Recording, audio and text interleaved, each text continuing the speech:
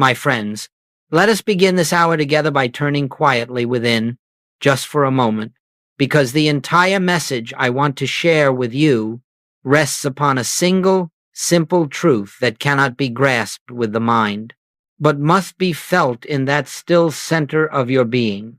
And that truth is this: the activity of God begins the very instant the activity of fear ceases. It is not that God has been absent, nor that divine grace must travel some distance to reach you. It is simply that panic fills the inner chamber where the presence wishes to reveal itself. And as long as that chamber is filled with fear's noise, the still small voice cannot be heard. All your life you have been taught to deal with appearances as if they possessed power of their own. A bill comes due, and the heart tightens. A symptom appears, and the mind leaps into conclusions. A relationship trembles, and suddenly you feel separated from peace. But I say to you, none of these have any power in and of themselves. They borrow their seeming strength from your belief in them, and from your belief that your safety lies somewhere outside your own consciousness. In this message, you will discover that the moment you stop giving conditions the authority they never possessed, something remarkable takes place, not in the world, but in you. And once it takes place in you, it must appear as harmony in your affairs. We shall explore together how panic arises from the false sense of two powers, how fear blocks the experience of God's grace, and how the simplest pause, the gentlest turning within, becomes an opening through which the infinite begins its silent activity. You will see that your life does not transform because you manipulate or struggle or strive to make truth operate. Your life transforms the moment you cease interfering, when you stop trying to push the river and allow the river to flow of itself. Let this be clear from the beginning. The shift we speak of is not gradual. It is not earned through discipline or spiritual ambition. It is immediate. The very instant recognition dawns. And because it is immediate, it is available to you now, here, in this very breath. You do not need a better body, a better mind, a better situation, or a better past. You need only the willingness to stop leaning upon fear and to rest your weight upon the unseen presence that has been carrying you from the first moment of your being. As we proceed, remember this: no one has ever found God through fear, anxiety, or desperate effort. But every soul that has found the presence has done so in a moment of quiet surrender, when the noisy activity of the mind subsided and the heart opened to the realization, I and the Father are one. It is this moment we prepare to enter. It is this recognition that changes everything. Now let us go deeper, for unless this point is clearly understood, all spiritual work remains fragile and uncertain. Panic, fear, anxiety, these do not arise because of the circumstances before you. They arise because somewhere within there still lingers the ancient belief that there is a power apart from God, a power capable of injuring you, depriving you, or separating you from the harmony of your source. And as long as this hidden belief remains, the mind will continue to tremble at every disturbance of the outer world, for it imagines itself at the mercy of forces beyond its control. What is the origin of this belief in two powers? It is born of the assumption that spirit and matter stand in opposition, that God governs the invisible realm while something else governs the visible. And from this mistaken foundation springs every fear that has ever touched the human heart. For if matter has power, power to make you sick, power to impoverish you, power to disturb you, then you will inevitably bow before matter, even while professing faith in God.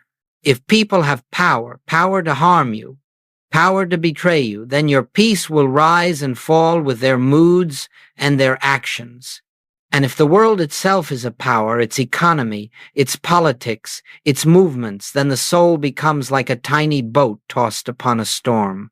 But hear me, there are not two powers. There is one presence, one life, one law, one substance. And when this is recognized, truly recognized, not as a comforting thought but a spiritual fact, the entire root system of fear withers in a single moment. You may still see conditions that appear threatening, but you will no longer grant them authority. You may still hear the mind whisper, "What if?" But you will not bow to its suggestions. Instead, you will stand in the quiet realization, God is the only power. Nothing else has power. Nothing else ever did. When Jesus said, "Judge not according to appearances," he was not offering moral advice. He was revealing a mystical principle. Appearances, no matter how convincing, are not power. They are shadows cast by belief, and belief is not reality. The panic you feel is not caused by the appearance. It is caused by your belief that the appearance possesses power of its own. And so the first great healing in the infinite way is always the healing of this belief in two powers. The moment you see through it, something extraordinary occurs. Conditions lose their ability to frighten you, not because the condition changes, but because your sense of it changes. And when your sense of a condition changes, the condition itself cannot long remain in its former shape. It must conform to the new consciousness that beholds it. Therefore, let us be very clear as we continue. Every fear you have ever felt has arisen from the acceptance of a second power. Every burden you carry today is carried only because you still hold, consciously or unconsciously, the belief that something other than God is operating in your life. The purpose of this teaching is to reveal that such a thing is impossible. And when impossibility is recognized, fear dissolves of itself because it has nothing left to cling to. You are not fighting fear. You are not wrestling with panic. You are not trying to overcome appearances. You are simply withdrawing belief from them, one quiet moment at a time, until the realization dawns. If God is the only power, then all is well. If God is the only power, then nothing else can be. This recognition is the foundation upon which the rest of our work will stand. Let us move now into a truth that is perhaps more subtle, but no less essential for spiritual realization: the false God of human effort. For even after we recognize that appearances hold no power of their own, the mind still insists that something must be done, that you must rush, must solve, must struggle, must somehow push your way into harmony. It believes that safety is the result of sufficient thinking, sufficient planning, sufficient control. And in this belief lies the greatest obstacle to the activity of grace. You see, the human mind has been conditioned to worship its own effort. It takes pride in its accomplishments and despairs at its failures because it imagines itself to be the cause of all things. And so, when trouble arises, the mind leaps into its habitual motion, calculating, comparing, projecting, fearing, attempting to orchestrate outcomes as though it possessed the wisdom of the infinite. But the mind is not the instrument through which spirit works. It is the veil that obscures spirit's activity. Understand this clearly. The moment human effort begins, divine activity is shut out, not because God withdraws, but because the mind's noise blocks your awareness of the presence. You cannot hear the whisper of spirit while you are shouting instructions at the universe. You cannot feel the movement of grace while you are frantically pushing the wheels of circumstance with your own hands. Human effort occupies the very space where God intends to reveal himself. In the infinite way, we learn that there is nothing for the human mind to do. The mind cannot bring harmony. The mind cannot heal the body. The mind cannot secure supply. The mind cannot direct relationships. The mind cannot govern your path. It tries, yes, and sometimes it appears to succeed, but every such success is fragile, temporary, and tinged with anxiety, for it rests on the unstable foundation of personal will. Goldsmith says, "I can of mine own self do nothing." This is not humility, it is spiritual fact. Nothing the personal self attempts can rise to the level of divine harmony.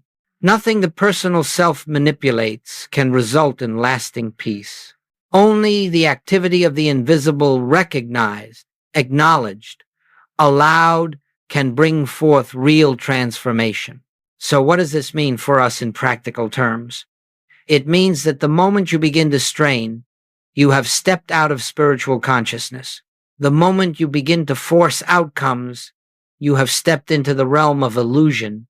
The moment you believe that your thought, your method, your effort is necessary for God to act, you have already obscured the presence of God. But here lies the grace. The instant you stop, the instant you release, the instant you withdraw your hand from the wheel, the divine activity begins.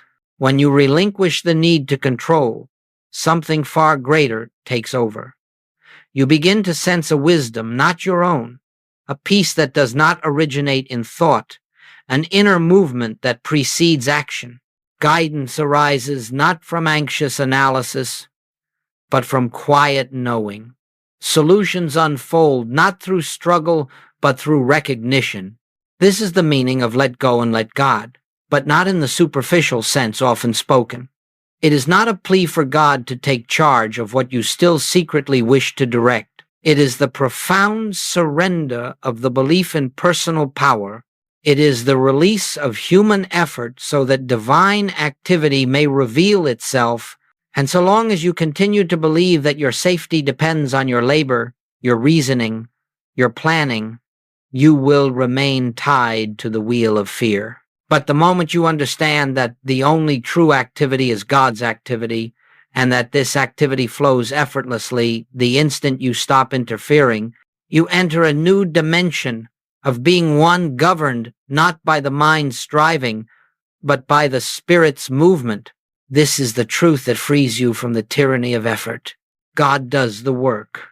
Your part is recognition. God is the activity. Your part is to become still. God is the harmony. Your part is to cease resisting it. When this becomes the foundation of your consciousness, life shifts from struggle to unfoldment. Nothing is forced. Nothing is chased. Nothing is wrung out of the world by human will. Everything flows from the invisible to the visible, from the inner to the outer, from the kingdom within to the experience without. This is the way of grace. Let us now come to the heart of our work, the recognition of the presence that never moves, never trembles, never reacts, never shifts with the tides of this world. For unless you come to know this presence not as a belief, not as a hope, but as the living reality of your own being, you will continue to be governed by the appearance world, and you will continue to measure your peace by the conditions that rise and fall around you. But the moment you recognize the presence, the moment you feel, not think, but feel that there is a life within you, untouched by circumstance, you discover a center that remains unmoved in every storm. You see, beneath the surface of your thoughts, beneath the emotions that come and go, beneath every mental noise that clamors for your attention, there exists a silent region of consciousness that has never been frightened. It has never been confused. It has never been broken, threatened, or diminished. It is the I that was before Abraham. It is the Christ within you. It is the presence of God as your own being. It does not move with the world because it is not of the world. This presence does not begin when you meditate, nor disappear when you forget it. It does not increase when you study, nor decrease when you err. It simply is permanent, changeless, eternal. But though it is always present, it is not always recognized. And so our work is not to make the presence appear. It is already here. Our work is to remove the veil of fear, the veil of effort, the veil of judgment that prevents us from seeing what is already established within. When Jesus spoke the words, "I am with you always," he was not speaking of a man returning again and again to human experience. He was speaking of the eternal presence, forever at the center of your being. When the psalmist declared, "If I make my bed in hell, thou art there," he was bearing witness to the same truth. No matter where the human sense finds itself, fear, sickness, lack, despair, this inner presence has not moved an inch. It is there in fullness, in completeness, in perfection, awaiting recognition. And so you must understand, the presence you seek is not something you must attain. It is something you must acknowledge. It is not something you must call forth. It is something you must stop obscuring. The mind obscures it with its noise. The emotions obscure it with their turbulence. The senses obscure it with their insistence that the outer world is the only reality. But the presence itself is never absent. It is simply unrecognized. Therefore, the essence of spiritual practice is the art of remembrance, remembering that the good you seek is already here, remembering that the love you long for is the substance of your own being, remembering that the wisdom you need is already active at the center of consciousness, remembering that the peace you chase in the world is the peace that looks out through your own eyes. In this moment, you may pause and silently feel for it, not with expectation, not with strain, but with a gentle turning of attention inward, just a slight shift from the outer to the inner, from the appearance to the invisible, from the mind's activity to the heart's knowing. And even if you feel nothing at first, the recognition has already begun. For the presence is not felt through sensation. It is known through stillness. It is not approached by desire. It is revealed in quiet acknowledgement. As you grow accustomed to resting in this inner stillness, you will discover something remarkable. The presence remains the same in every circumstance, whether the world praises you or condemns you, whether the body feels strong or weak, whether the bank account rises or falls, the presence does not move. And when your awareness begins to dwell in that which does not move, you too become unmoved, not indifferent, not passive, but anchored in a deeper dimension of being where fear cannot enter. This is the beginning of true freedom, the recognition that the self you are is not the mind that fears nor the body that changes, but the presence that witnesses all without being touched by any. And once you recognize this, panic falls away not because the world has changed, but because you have awakened to the one who stands above the world. This is the presence we will continue to explore, for it is the foundation upon which all spiritual demonstration rests. Now, let us look closely at the moment fear actually loses its power. For this is not a gradual process as the world supposes. It does not require weeks of affirmation, months of struggle, or years of mental discipline.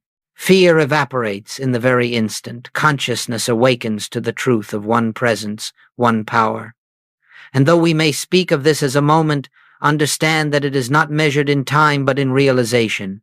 In a single flash of spiritual recognition, fear is rendered impotent not by force, not by resistance, but by the simple light of understanding. Fear thrives only in the absence of recognition. It is like darkness in a room. You may fight the darkness, curse it, analyze it, or pray for it to disappear, but nothing changes until someone touches the switch and reveals the light.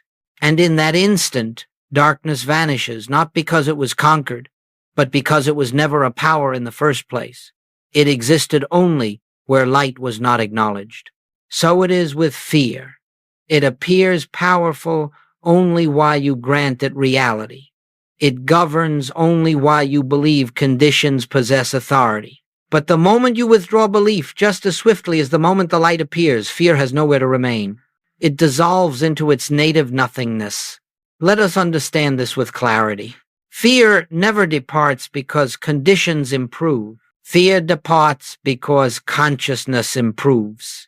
Fear does not recede when the body is healed. It recedes when you realize that the body never held power over life. Fear does not diminish when money arrives.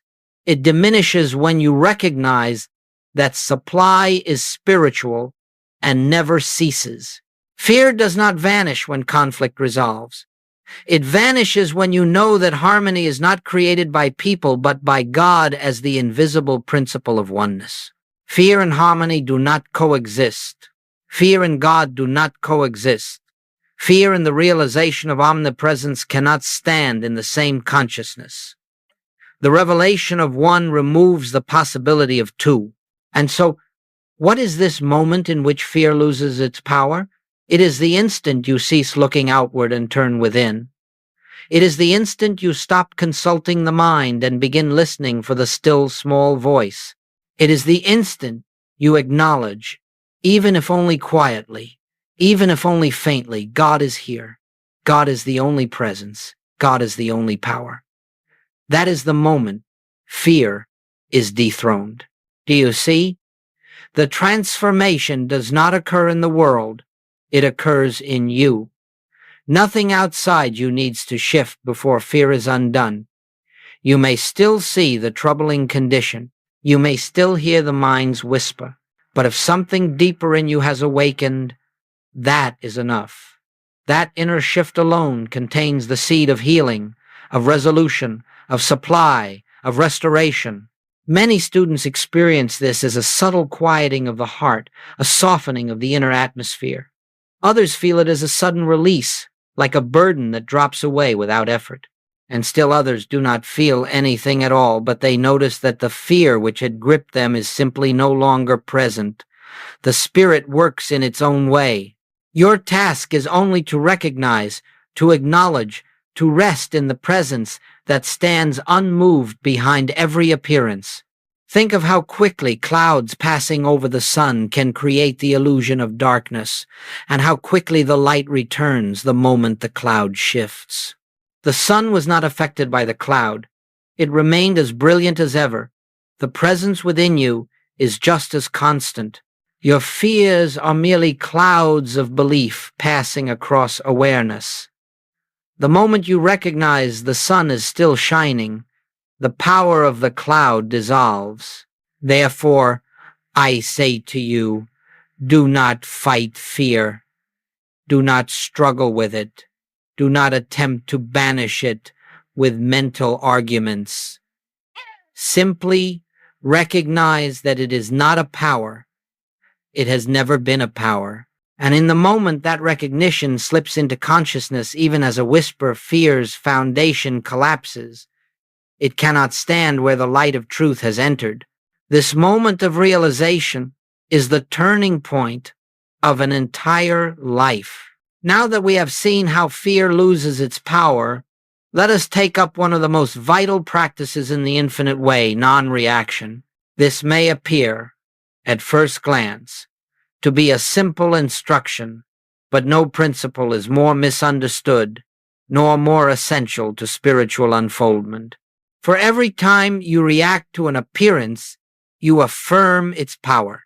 Every time you rush, defend, resist, or attempt to correct a condition, you declare without speaking a word that the condition has authority. And in that declaration, you bind yourself to the illusion. Non-reaction is not indifference, nor is it denial. It is not the cold refusal to acknowledge what is taking place. It is the quiet recognition that appearances have no inherent power. It is the capacity to meet the world's disturbances with an inner stillness that says, I see you, but I do not bow to you. I acknowledge you as appearance, but not as truth. This is the spiritual poise that dissolves problems at their root. Consider the nature of reaction for a moment. The phone rings with troubling news, and immediately the heart quickens. A bill arrives, and at once the mind begins calculating, fearing, projecting. A symptom arises in the body, and instantly the imagination leaps into dark possibilities. All of this takes place within seconds. Why? Because the mind, trained for generations to believe in two powers, attempts to seize control. It is reaction that keeps you enslaved to appearances. But listen carefully. You do not overcome appearances by reacting to them. You overcome appearances by refusing to grant them power. Non-reaction is this refusal not by willpower, but by recognition. When a disturbing circumstance arises, the ordinary person reacts. The spiritually awakened person pauses. And in that pause, grace enters. In that pause, the mind's habitual momentum is interrupted. In that pause, the presence has an opening through which to reveal itself. Let us picture it. Something frightening appears before you. Instead of rushing to fix it, instead of allowing panic to rise, you gently say within yourself, I will not judge by appearances. And you pause. Just one breath, one conscious breath turning inward. In that single breath, the sense of two powers begins to collapse. In that single breath, you return to the awareness of the one.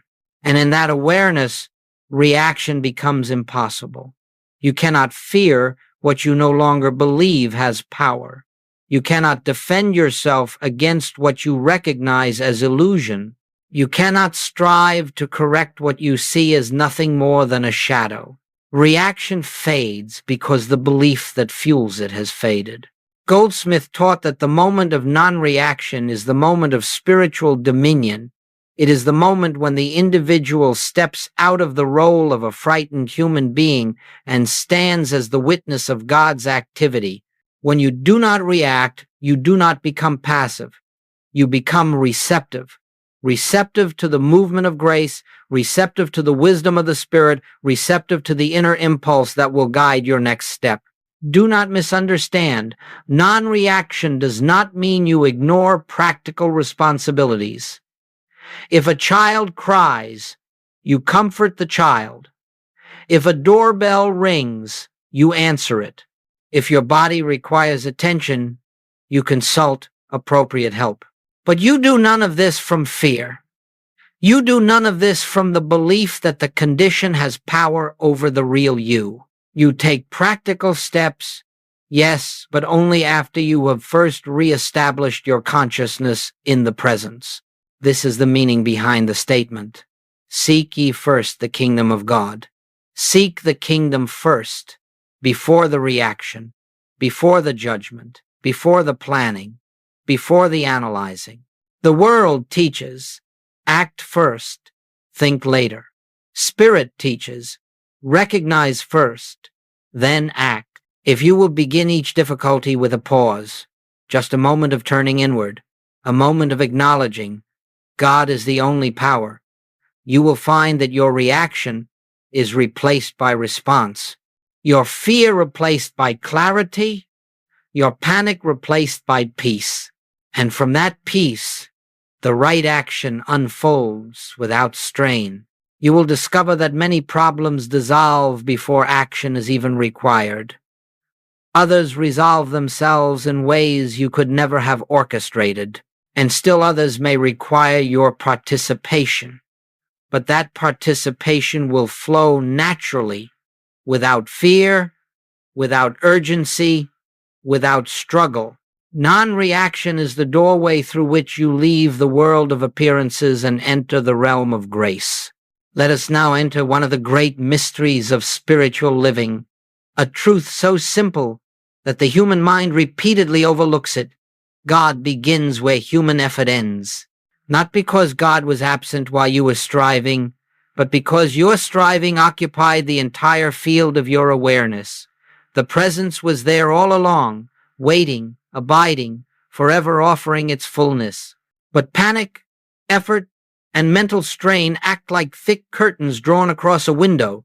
The sunlight remains, but it cannot enter the room until the curtains are opened, and the opening of that curtain is your stillness. Every spiritual demonstration, every healing, every unfolding of supply, every restoration of harmony, every moment of grace in your life has occurred at the very moment you stop trying to make something happen.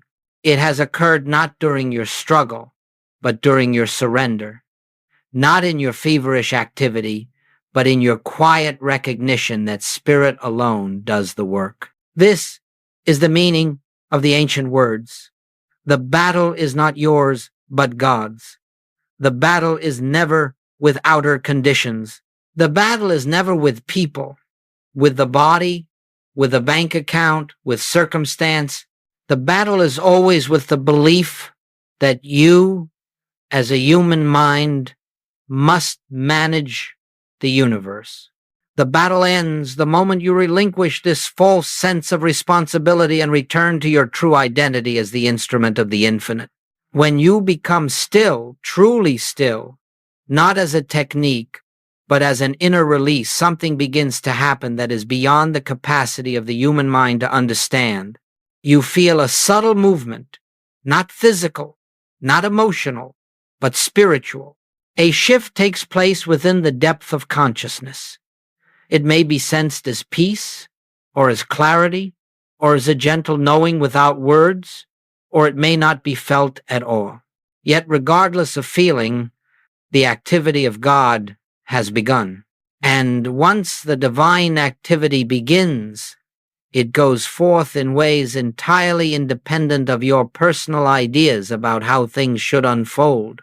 It works at levels you cannot see, through channels you could never invent, and with an intelligence that surpasses all human reasoning. What to the human mind seems impossible becomes the simplest of matters to the spirit. What appears complex becomes effortless. What seems hopeless becomes a perfect expression of harmony. Let us be very clear. Divine activity does not depend on your understanding of how it works. The tree does not understand how sap rises in its branches, yet it blossoms all the same. The sea does not understand the pull of the moon, yet it responds with tide and rhythm. And you need not understand how God moves in order to witness the fruit of that movement. Your part is only to become still enough to let the invisible perform its perfect work. In your stillness, ideas come that are not your ideas. Solutions appear that do not originate in your intellect. Actions arise that feel as though they are being done through you rather than by you. This is grace, not as a mystical concept, but as the living activity of God revealing itself in your experience. You will notice that when you are still, life becomes strangely cooperative. People who were previously difficult soften without explanation. Opportunities unfold without your effort. Supply arrives without strain. The body responds to an inner peace rather than outer treatment. Harmony appears where conflict once seemed inevitable. This is not coincidence, and it is not magic. It is the natural outcome of spiritual law. The outer must conform to the inner when the inner is aligned with the presence. Perhaps the most beautiful part of this truth is that divine movement never requires the cooperation of the outer world. It does not depend on other people changing, nor on conditions rearranging themselves to suit your desires. God moves because God is movement. God reveals because God is revelation. God unfolds because God is the infinite expression of its own being. All that is required is your stillness, your willingness to let the infinite do its infinite work. Remember this always. When you fight, you block the flow. When you panic, you cloud the guidance. When you try, you interfere. But when you become still, when you step aside, when you say inwardly, Father, thou doest the works, you open the channel through which the fullness of God enters your affairs. Stillness is not passive. Stillness is potent. Stillness is the atmosphere in which the invisible becomes visible, the intangible becomes tangible, the spiritual becomes practical. In that stillness, God moves. Now we must bring this understanding into the rhythm of daily living, for truth remains only an idea until it becomes the atmosphere in which you walk, the foundation from which you speak, the silent presence behind every act. Many imagine that spiritual realization is found in long hours of meditation or in retreat from the world. But the true test of realization is not what you experience in silence. It is whether that silence continues with you when the world calls your name. You may sit quietly in the morning and feel the warmth of the presence, the gentle hum of the invisible, and the sweet assurance that all is well.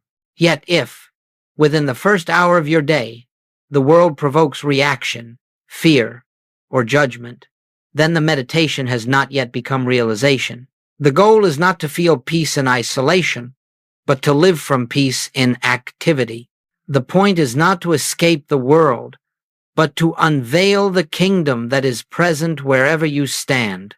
Let us understand this. The presence you touch in meditation is not something you leave when you rise from your chair.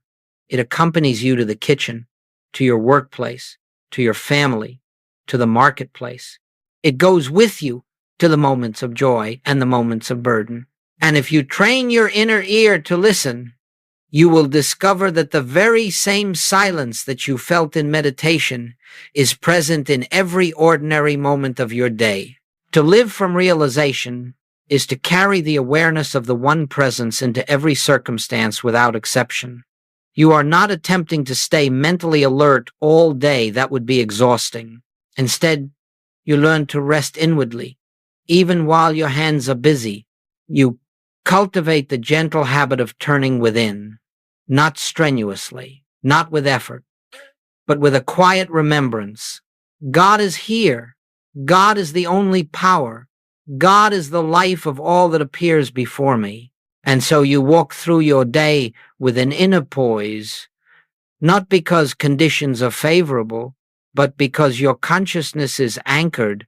While others are swept into emotional storms, you remain centered not through discipline, but through recognition. You begin to see people not as personalities with flaws and demands, but as expressions of the same consciousness that breathes you.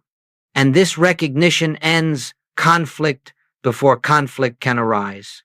It ends judgment before judgment forms a thought. It ends separation before separation manifests as pain. Living from realization daily means understanding that nothing is too insignificant for the presence. A conversation with a stranger, a moment of irritation at home, a challenge at work, each one becomes an opportunity to turn within, to remember the source, to abide in the presence. In this way, your day becomes a continuous practice of seeking the kingdom first, not dramatically, not forcefully, but gently, naturally, as though breathing. Do not be disheartened if you forget. Every human being forgets. Every student wanders back into the world of appearances. But you can always return with the simplest acknowledgement, oh yes, God is here. And in that instant, you have stepped back into the kingdom. There is no condemnation in forgetting. The only requirement is remembering. And each time you remember, the remembering becomes easier, more natural, more constant. As this inner habit grows, you will notice something profound. The world begins to respond to your new consciousness. Situations that once troubled you lose their power. People who once irritated you no longer disturb your peace. Problems that once seemed insurmountable are met with clarity and resolve. This is not because the world has changed, but because you are no longer living from the world. You are living from the kingdom within. And very quietly, so quietly you may not even notice at first, your external life begins to reflect the harmony of your inner life. Supply flows more freely, health stabilizes, relationships soften, opportunities unfold without strain. This is the natural outworking of spiritual consciousness. When you live from the realization of one presence, one power, the outer circumstances begin to conform to the inner truth. This is what it means to live the infinite way, not as philosophy, not as belief, not as aspiration, but as daily consciousness. The spiritual life is not found in occasional moments of inspiration, but in the steady, continuous recognition of the presence in all things, at all times, in all places. And when this recognition becomes your way of life, every day becomes a holy day, every act becomes a prayer, and every moment becomes an opportunity for divine expression. And now, as we bring this exploration to its close, let us return to the beginning, the kingdom within. For no matter how profound the principles we discuss, no matter how deep the realization may seem, all of it points to a single truth. The presence you seek is already here. It has never departed, never diminished, never withheld.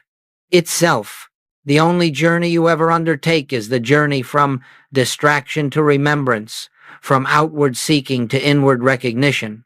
If you leave with anything from this time together, let it be this. There is a presence at the center of your being that has never been touched by fear, never altered by circumstance, never wounded by the world. It is whole, it is complete, it is infinite, and it is the truth of you. Every spiritual practice, every meditation, every pause, every moment of silence is only to help you remember what has always been true of your nature. You are not striving to bring God into your experience. God is already the substance of your experience. You are not trying to reach a distant heaven. Heaven is the consciousness you are touching now. You are not attempting to win favor, earn grace, or achieve enlightenment. The kingdom is not a destination. It is your identity, your very being, the silent root of your existence. As you go back into the world, you will meet appearances, some pleasant, some challenging. You will encounter people who forget who they are, and at times you too will forget, but none of this has the power to separate you from the presence. Your only task is to remember. Remember in small moments. Remember in difficult moments. Remember in ordinary moments. The remembering alone is enough. If you feel lost, turn within. If you feel afraid, turn within. If you feel burdened, turn within. If you feel joy, turn within and give thanks. For in every turning you rediscover the same eternal truth. I and the Father are one. This is not poetry. It is not metaphor. It is the most literal truth you will ever encounter. There is only one life, one presence, one power, one self, and it is expressing as you, through you, within you. And as you rest in this recognition, something quiet yet profound begins to unfold. You feel guided without effort. You feel supported without asking. You feel loved without condition. The world, with all its noise and demand, loses its authority, and you begin to walk in a peace the world cannot give nor take away. This is the infinite way, not a path of striving, but of surrender, not a practice of getting, but of recognizing, not a pursuit of something new, but an awakening to what has always been. Let this awareness accompany you when you rise in the morning. Let it walk with you through your day. Let it hold you in the stillness of night.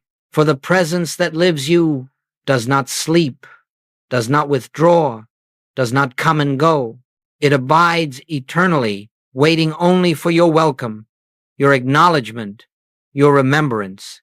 And so, as we conclude, I leave you with the same truth with which all spiritual living begins and ends. The kingdom of God is within you. Return to it often. Return to it gently. Return to it now,